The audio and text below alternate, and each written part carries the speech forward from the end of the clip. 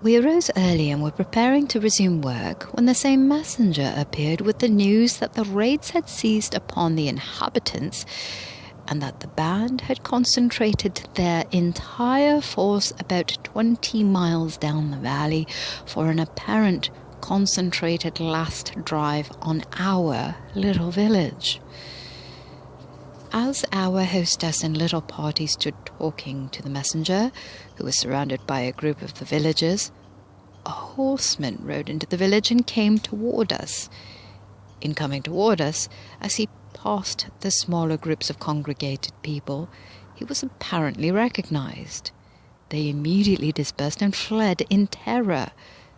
As he neared our group, the messenger called out the horseman's name, and then the messenger, as well as the others, took refuge in flight, evidently fearing that the horseman was being followed by the band. Our hostess and ourselves were the only ones left as we waited the nearer approach of the horseman. He reined in his horse and with much gusto, addressing our chief, began to speak, saying that the bandits were fully aware we were strangers and that they were acquainted with our mission. He spoke in a tongue that none of us understood. He saw our bewilderment and asked if there were not someone that could interpret. Our hostess turned and faced the man as he sat upon his horse and asked if she could be of service. At first, he looked as though he had received a severe electric shock. He, however, sufficiently recovered his composure to fairly spring from his horse. He rushed toward her with outstretched hand, exclaiming, "You? Here?" in the language that we understood.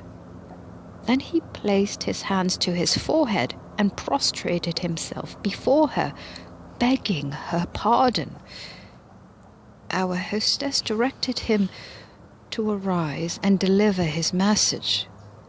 We could see her form stiffen and, for a moment, her features almost blazed with anger.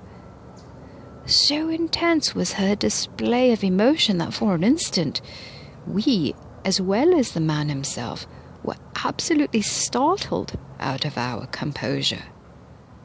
The words, "Coward, murderer, step forth and deliver your message," almost leapt from her lips. The man again went to his knees. Again the words blazed forth. "Stand up! Are you so debased that you dare not stand?"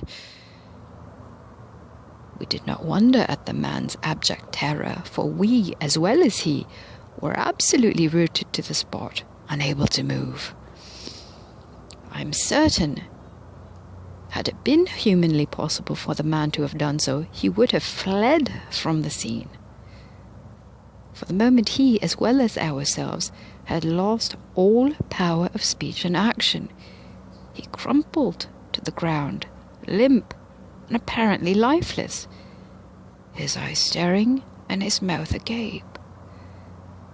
This was the first and only time in our experience with these people of superior powers that we had seen one of them give expression in a way to violent emotion. We were as terrified as the bandit. The vibrations hit us just as distinctly as the force of a tremendous explosion accompanied by an electric shock that not only paralyzed speech but our muscles as well.